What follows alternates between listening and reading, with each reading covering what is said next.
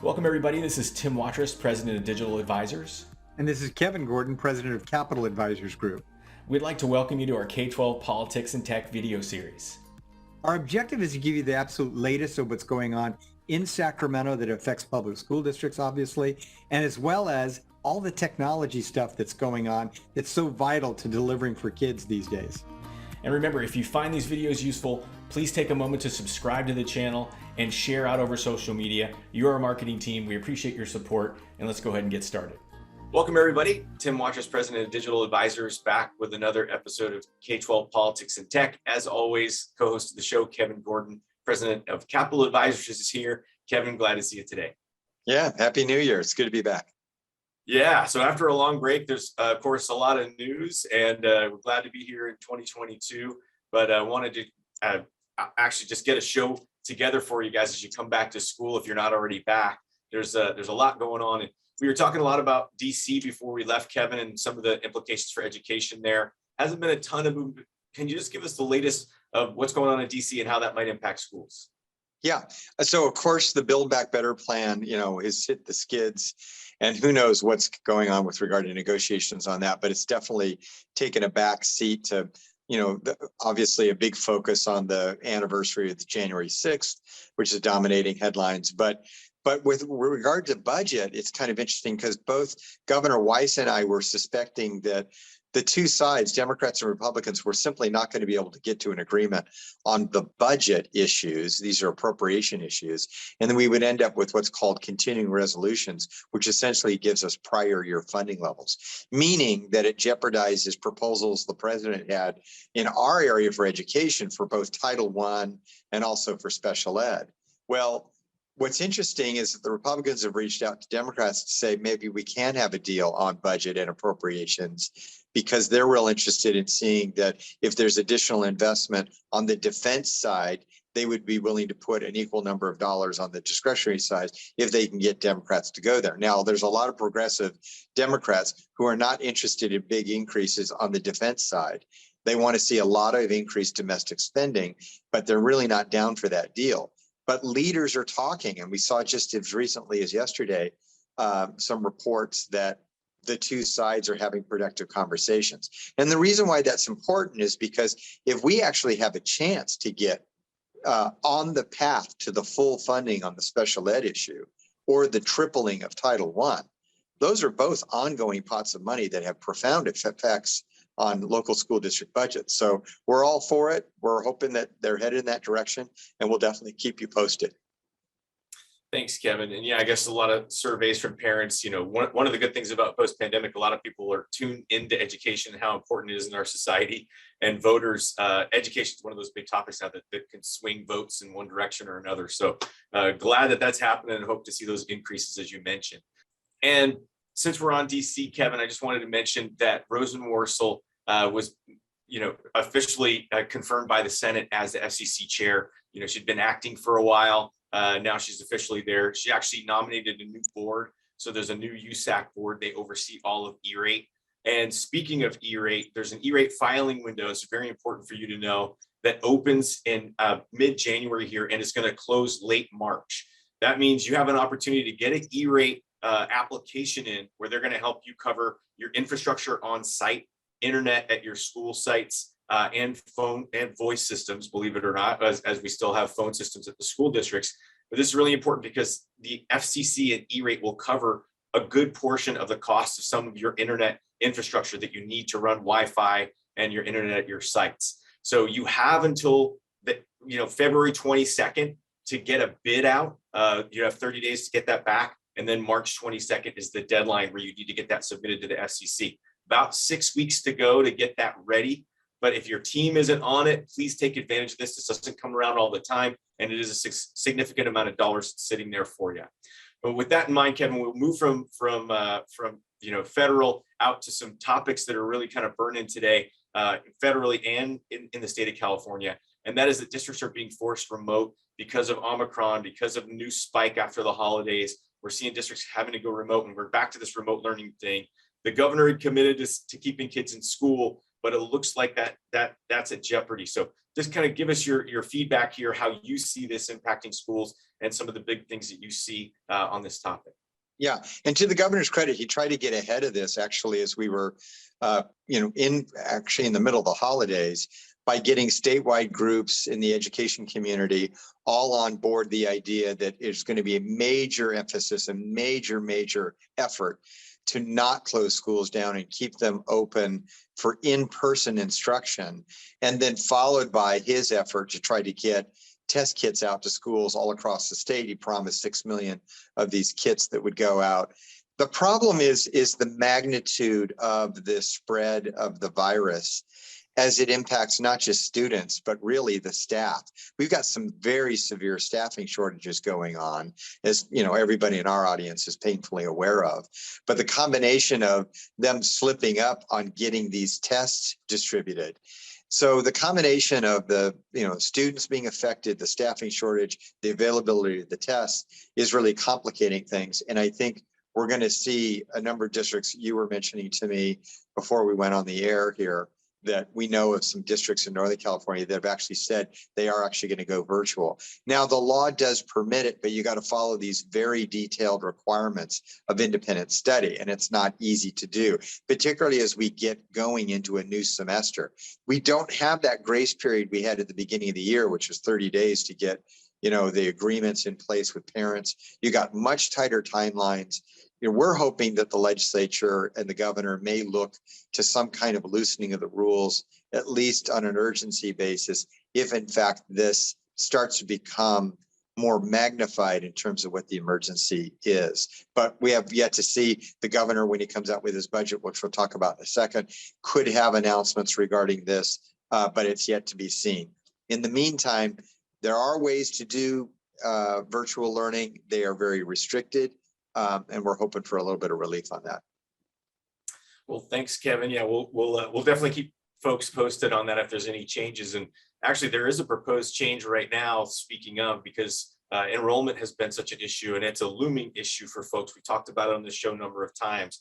There's SB 830. Portantino has some legislation proposed out there. Can you walk us through what that proposal is?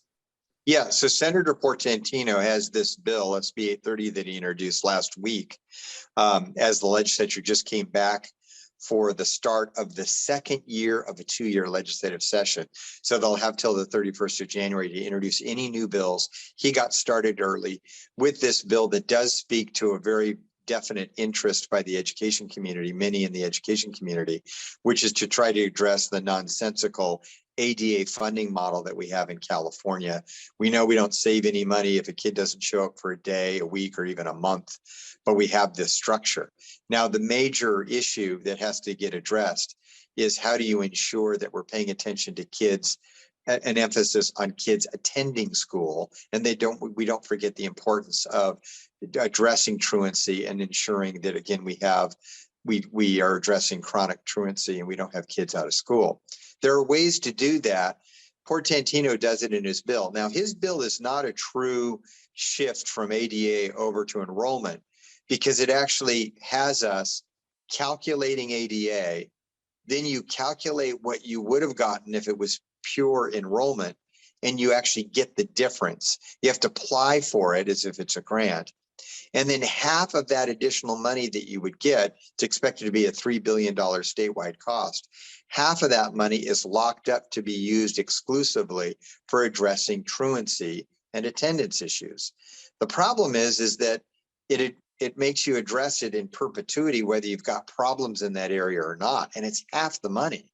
So it kind of undermines the whole movement toward an enrollment-based type of approach. And in fact, it really is just a categorical program, because it does not formally move us from one system to another. But it does start the debate, the conversation, and I think that's a worthy conversation. There are other ways to address what is the decline in attendance issues for which we get funded. We've talked about this, a 3-year rolling average, and then whichever is greater, whatever growth you have, or a 3-year rolling average of what your ADA is. That's going to get a lot of airtime if we don't actually see that happen.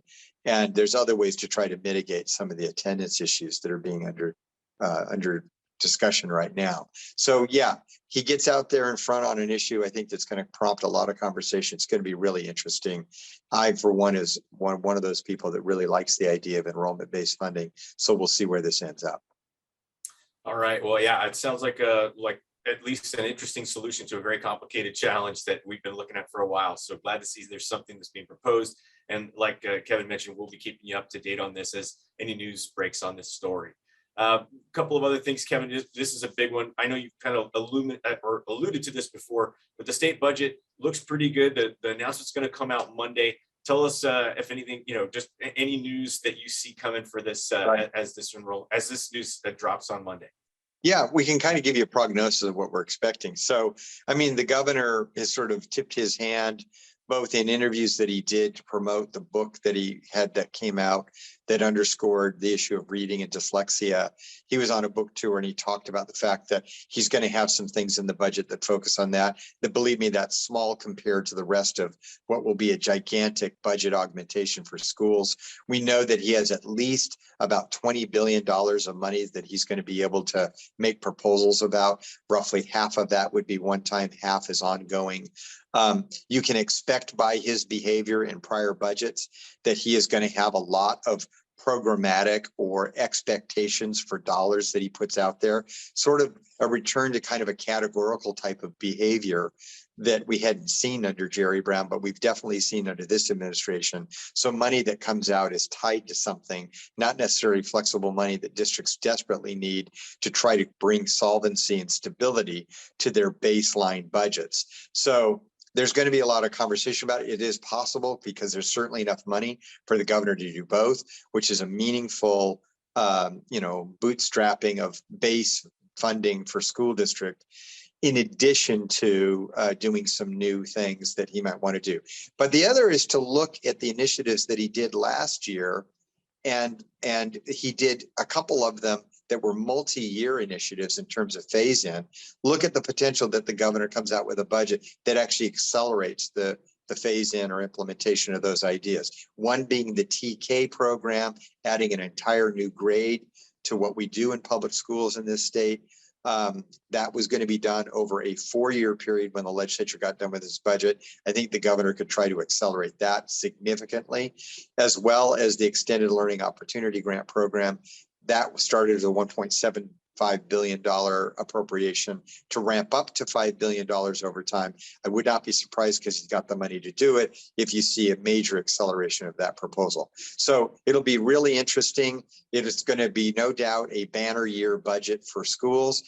But one of the things that we want policymakers to understand is, even if there's a whole lot of money, the distribution approach to that budget, and whether it's one time or ongoing, and whether it gets into the base of school budgets, matters a lot. So when we look at evaluating how good the budget is, it won't just be about the top line number. It's going to be about how do these programs, how do these dollars get appropriated to local school districts? And we want to see a major emphasis on the base in 2022-23. Well, thank you very much for that, Kevin. And again, we're excited that we're going to get good news. We'll get the official announcement Monday. And for those of you that are familiar, the Capital Advisors team does a wonderful budget workshop series at almost every county office of ed in the state, practically, starting January 18th. And if you want to sign up for those, they are free. You can go ahead and go onto the Capital Advisors website under workshops. You'll see the little links there on the days and times, and you go ahead and click on those and get yourself registered. Highly recommend it. You're going to get the full scope and spectrum of the proposed budget. Of course, that could have big implications for you next year. So please take advantage of that wonderful resource. And thanks, Kevin and team, for putting that on. Just real quick, I wanted to drop in an important tech story. We all rely on these video platforms like the one we're using today to record this show. Today we're using Zoom. We've used WebEx in the past. There's Teams, there's Google. Just wanted to point out that as time moves on, each one of these platforms has added significant education specific tools within the platform for teachers to engage their students and students to work together. And sometimes in the hustle and bustle of life and just trying to get things done, you don't always notice those improvements. But if you have somebody on your team that's dedicated to this, make sure they're going to take a look at the latest education specific offerings within these platforms. Really going to help your teachers do a better job communicating with them, each other and their students, and your students, even student to student, to work together, where they're eliminating some distractions, they're streamlining things, and really kind of helping students focus on learning when they're at home or remote. So keep that in mind. I think that's a great tip for everybody to focus on in that mid-year as you're coming back. Take a look at those new tools. And with that, Kevin, I know there's a lot of shuffling right now with state legislators, members of Congress, because of reapportionment. Can you explain some of the implications of that to us in this state as things seem to be shifting? Yes. So because of reapportionment, and the lines have been officially redrawn now for the legislative seats as well as members of Congress across the state. And what it's done is it's pitted different members against each other as the lines got redrawn in order to achieve equal numbers of voters in every district.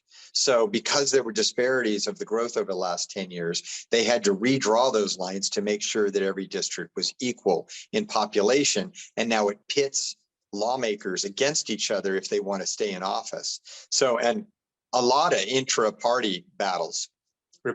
Republicans are going to be set up to run against some Republicans, Democrats against Democrats, and of course there's going to be some seats in the middle there where it'll be a toss-up.